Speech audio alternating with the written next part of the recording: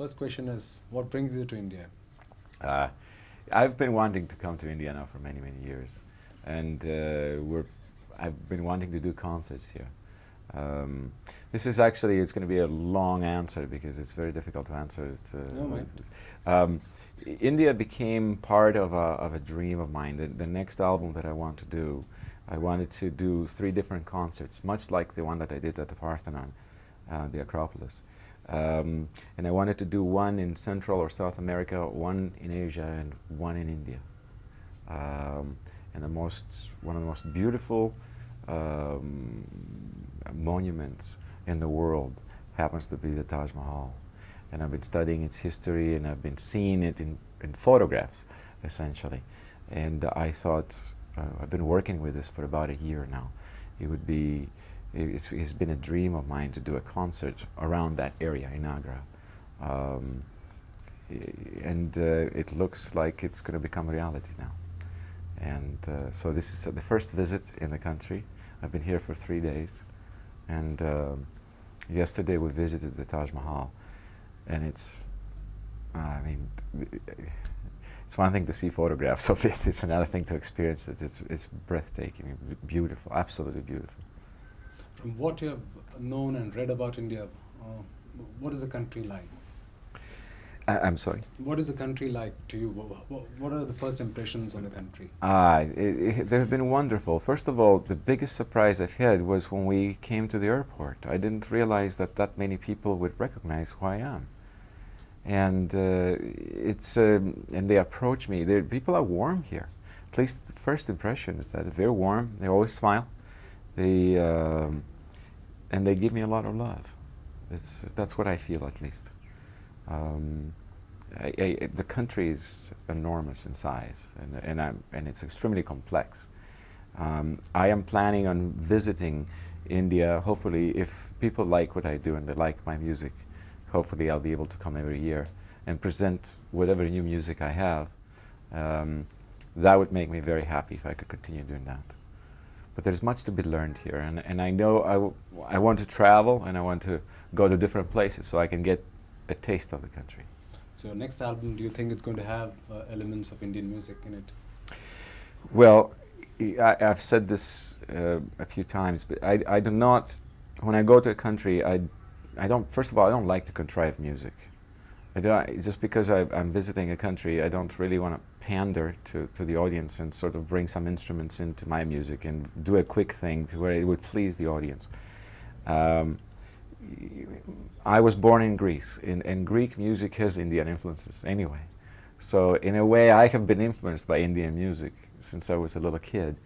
They're subtle, and it has to do with rhythm, mostly with rhythm. And that already exists in my music anyway. In anticipation of doing the concert in India, I have allowed some of these colors to come in a little more. But again, it isn't Indian music that is in my music. It's colors of the culture. So you would like to call your music global in nature. That's what you've always been striving for. I call it music. That's what I do. I write music. It isn't a style. It isn't a type of music or a direction. It's open. I've allowed myself to experiment and do music as long as I speak the truth the way I know it, and as long as it expresses the emotion that I want to express. There are no rules. I will use a symphony orchestra or not. I will do a piece with a piano or just single violin. I will do a piece that has voice. Anything is open. I'm a composer. I use sound. Do you like your music to be bracketed as, say, something and something? If somebody says, oh, it's spiritual in essence, and somebody says, okay, no, this is got too much synth in it. Uh-huh. Now, how would you describe your music? Again, I just like to think of it as music. That's all. And whichever way people react to it, or whichever way it makes them respond to it, it's okay with me, because I have no control over that. What I have control over is the creation of the music. And as long as I'm telling the truth and I'm doing it honestly, I don't manufacture it, and I leave the creative process to come out through me without unobstructed, without judgment, without really caring if it's how many sales I'm going to have. I've done it this way all my life, and I didn't change it 20 years ago when I was not successful. There's no reason to change it now. What influences your music the most? How do you get to composing a composition of yours? Life. Life is the inspiration. You know, what else am I going to talk about but things that I know? And you only know things that you experience. So it's about life. I live. I try to be as open as I can. I try to accumulate experiences, much like visiting India, which I'm certain I will take quite a lot of feelings from having been here. And that, in turn, stays with me and helps me grow as a human being. Well, that growth will be reflected in the pieces of music that I will write in the future. Is there also pain and hurt in your music? That is a very interesting question. I normally avoid describing anger, frustration, pain, those kind of emotions. Deliberately I avoid. There's much music that's written nowadays, like rap or grunge, that expresses just that. Someone is frustrated, angry at the situation, they can't resolve it, and they just merely write music that reflects that. I prefer to wait for one more level. Do I get angry? Yes. Do I get frustrated? Do I feel pain? Yes. I have all of that. I'm normal like everybody else. However, I don't feel there's a lot of value in expressing anger. I think when I'm faced with a situation that frustrates me or angers me or gives me pain, I go right through it. I emerge on the other end. One way or another, whether I solved it or not solved it, whether I succeeded or failed, there's tremendous amount of learning that has taken place. In my music, I speak about the learning. That's very important. What sort of Indian music have you been exposed to? I've been exposed to a tremendous variety of different types of music because I grew up in southern Greece, and I know a lot of classical music, listened to a lot of Beethoven, Mozart, Chopin, Stravinsky, Bach, and so on. My mother and father loved classical music, so I heard quite a lot of it. Obviously, a lot of Greek music. And a lot of the European countries around Greece, like Italy, and so on. Even North Africa, I used to be able to get it on radio. I loved rock and roll when I was a kid also, but rock and roll to me is a foreign type music, so I didn't quite listen to a lot of it. It was I liked the Beatles when I was growing up and so on. So it was a wide musical diet, which is very helpful right now. But what about Indian music, classical? I'm not an expert. I have been exposed to some of it. And I like the sounds, and I love the rhythms. I like the tabla, and I like the sitar, and so on. And I have heard Ravi Shankar perform. In fact, I have met him, and he's one of the people that encouraged me when I was starting out. He was very important. But this is what I'm here for, and I'm hoping that this visit is just the beginning. I've been wanting to come to India for a long, long time, and now it seems possible. Two last questions. One is about fusion as a concept. Do you believe in it? Do you think will you back something like that? Fusion? How do you mean fusion? East, West. There's so much in vogue nowadays. Everybody's talking about fusion. Okay, every musician of any color he says, I'm going in for fusion music. It's the fashion nowadays in India. I think it goes beyond fashion. I think fashion is narrow-mindedness. I think human beings were human beings. I grew up in Greece, and then at 18 I went to America. When I'm there, a lot of journalists ask me, are you Greek or are you American? What do you feel? I say, I'm neither. I'm a human being first. That's the bottom line. We're all human beings first, in my eyes at least. Then we are Indians or Greeks or blacks or whites or blues or yellows.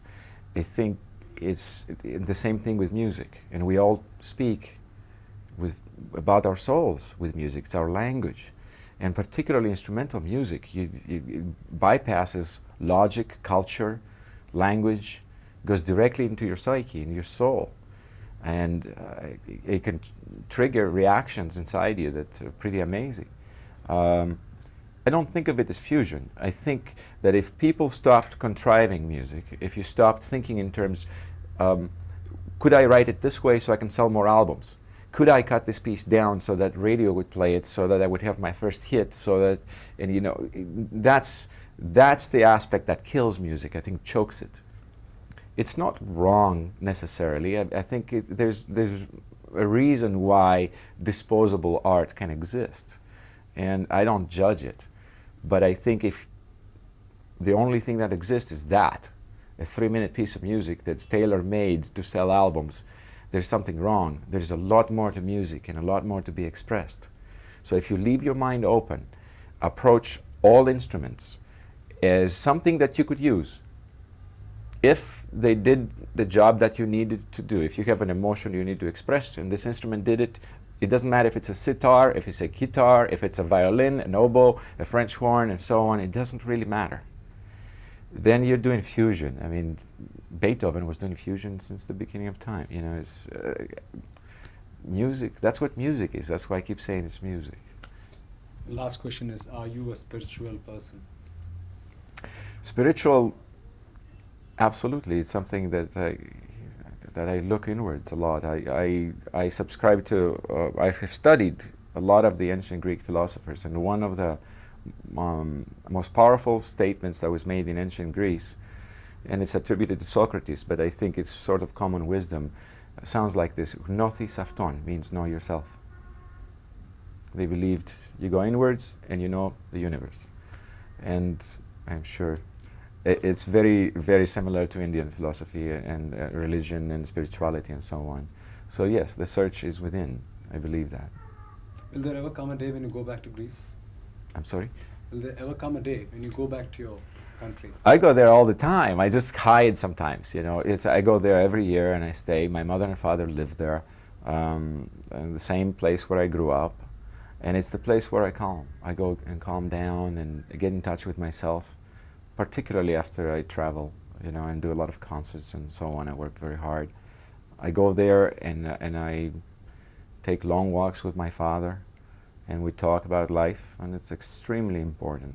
But for what me. stops you from settling down there? It's not my time to settle down. Now, a few years ago, I decided to take my music around the world. And the decision was largely based on my personal growth. I needed to open my mind. I needed to feel different places. You know, just watching television, a television show about India doesn't mean you know India.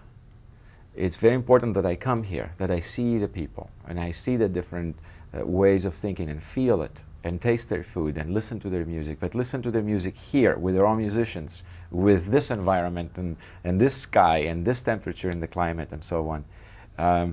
And I have been doing this traveling because I think it will help me as a human being. It will help me grow.